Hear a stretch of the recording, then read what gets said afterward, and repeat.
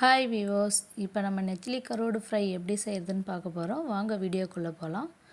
Medium size வெங்காயம் 3 எடுத்து cut பண்ணி வச்சுருக்கிறேன். 2 தக்காளி எடுத்து கட் பண்ணி வச்சுருக்கேன். ஒரு 2 பச்சை மிளகாய் எடுத்து ஒன் சைடாக கீறி வச்சுருக்கேங்க. ஒரு கொத்து கருவேப்பிலை, 10 பல் பூண்டு எடுத்து பூண்டு இடிக்கிற கல்லில் ஒன்றும் பாதியமாக இடித்து வச்சுருக்கேன். நெத்திலி கருவாடை க்ளீன் பண்ணி வச்சுருக்கேன் நல்லா சுத்தமாக. 1 டேபிள் ஸ்பூன் காரத்தூள் எடுத்து வச்சுருக்கேன். 2 டேபிள் ஸ்பூன் மிளகாத்தூள், 50 கிராம் எண்ணெய். வானல் ஹீட் ஆகிடுச்சு. இப்போ இந்த டைமில் எண்ணெயை ஆட் பண்ணிக்கலாம். 50 கிராம் எண்ணெய் ஆட் பண்ணுறேன் நான். எண்ணெய் சூடாகிடுச்சு. கடுகு 1 டேபிள் ஸ்பூன் ஆட் பண்ணிட்டேன். ஆட் பண்ணி நல்லா அது வெடிக்கிற டைமில் 2 பச்சை மிளகாய் சேர்த்துட்டேங்க. இப்போ இந்த டைமில் அரிஞ்சு வச்சுக்கிற வெங்காயத்தை ஆட் பண்ணிவிட்டு நல்லா வதக்கி விடுறாங்க. வெங்காயம் கொஞ்சம் நல்லா பொன்னிறமாக ஆகிடுச்சு. இப்போ இந்த டைமில் அரிஞ்சு வச்சுருக்கிற தக்காளியை ஆட் பண்ணிடுறேன். தக்காளியை ஆட் பண்ணி நல்லா வதங்கிட்டு இருக்கிற டைமில் நான் அந்த பூண்டு நடுசிக்கி வச்சுருக்கிறத அதை எடுத்து ஆட் பண்ணிடுறேன். அதை ஆட் பண்ணி வெங்காயம், தக்காளி, பூண்டு எல்லாமே கொஞ்சம் நல்லா ஃப்ரை ஆகணுங்க. இந்த டைமில் கருவேப்பிலை 1 கொத்தி எடுத்து ஆட் பண்ணிடுறேன். இது எல்லாமே நல்லா ஃப்ரை பண்ணணும். இப்போ மஞ்சள் தூள் ஆட் பண்ணிக்கிறேன் 1 டேபிள் ஸ்பூன். மஞ்சள் தூள் ஃபஸ்ட்டே ஆட் பண்ண தேவையில்லைங்க. 1 டேபிள் ஸ்பூன் கார மிளகாத்தூள் ஆட் பண்ணிக்கிறேன். 2 டேபிள் ஸ்பூன் குழம்பு மிளகாத்தூள் ஆட் பண்ணிக்கிறேன். ஆட் பண்ணி நல்லா இதோட பச்சை வாசனை எல்லாமே போகிற அளவுக்கு நல்லா கொஞ்சம் இந்த எண்ணெயிலே ஃப்ரை பண்ணுங்கள். கருவாடில் சுட தண்ணி ஊற்றி மஞ்சள் தூள் போட்டு வாஷ் பண்ணுங்கள். கருவாடோட ஸ்மெல் அதிகமாக தெரியாது நமக்கு சாப்பிடக்குள்ள. அந்த மாதிரி நீங்கள் ட்ரை பண்ணி பாருங்கள் உங்கள் வீட்டில். இப்போ வெங்காயம், தக்காளி வதங்கினதில் எல்லாமே பச்சை வாசனை எல்லாமே போயிடுச்சு.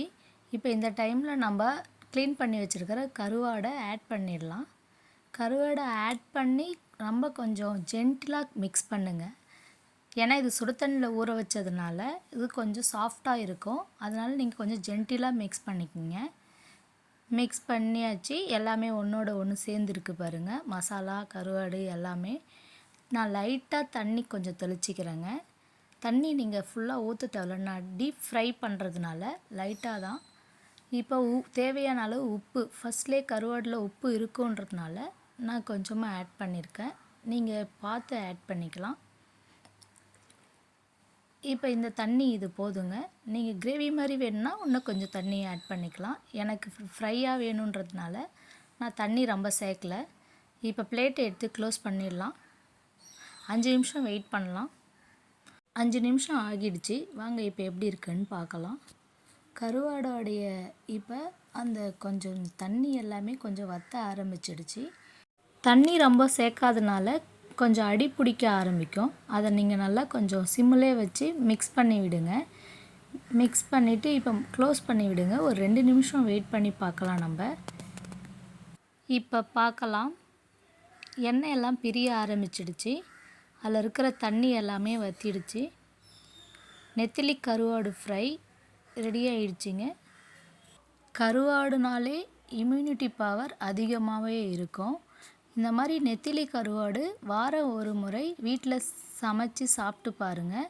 வீட்டில் இருக்கிற பெரியவங்கள் முதல் குழந்தைகள் வரை இந்த நெத்திலி ஃப்ரை கருவாடை நல்லாவே விரும்பி சாப்பிடுவாங்க. சாம்பார், ரசம் அப்படி ஏதாவது நீங்கள் செஞ்சிங்கன்னா உங்களுக்கு சைடிஷ் என்ன செட் ஆகும்னு நினச்சிங்கன்னா இந்த மாதிரி நெத்திலி கருவாடு ஃப்ரையை செஞ்சு பாருங்கள்.